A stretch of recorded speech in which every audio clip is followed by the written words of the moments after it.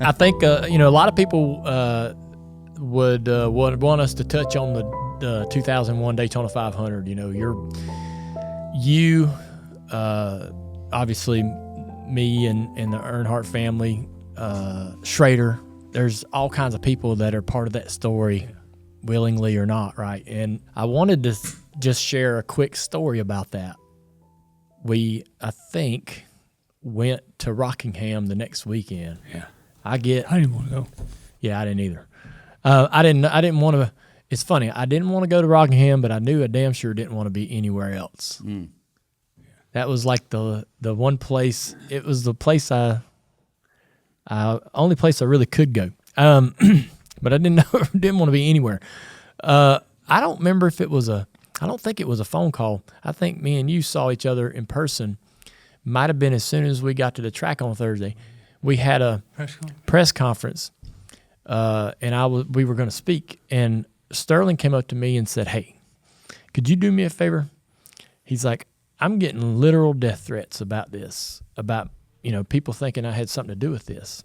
And I was like, "No."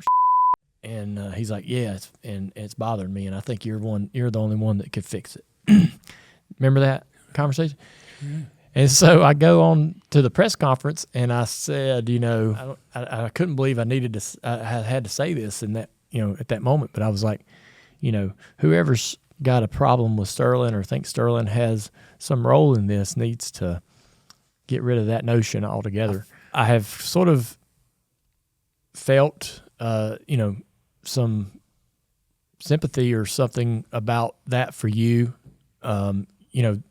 Everybody that ever drove a race car, especially all the guys that were on the racetrack in that moment, know that we were all out there racing our ass off. It's the last lap of the race, and we're all hauling ass and trying to get to where we're going, right? And that was a race, and that was a racing crash, and those happen every race, and so and I know that maybe the majority of common sense folks out there watching it knew that was a typical racing accident.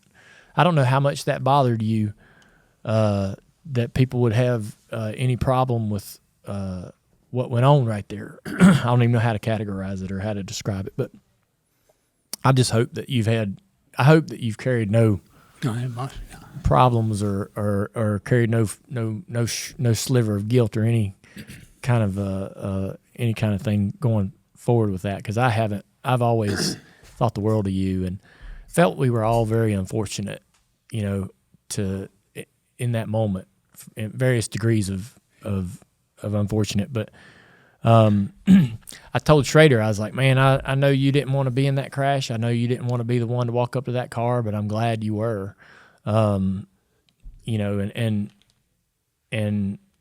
I was more than happy to assist you on that day in that press conference to quell any kind of. I can't right people.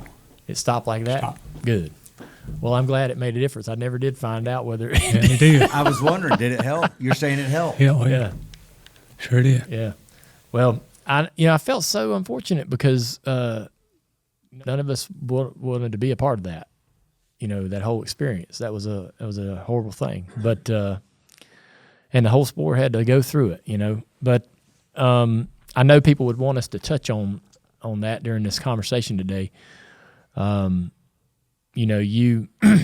I will say, man, I mean, after that and moving forward, knowing you and getting to know you and the person you are and the way you look at racing, I've really enjoyed it. I really have. I don't think I knew you too well before I started racing in the Cup Series, but from 2000 when I started all the way through pretty much when you retired and the last time we saw each other,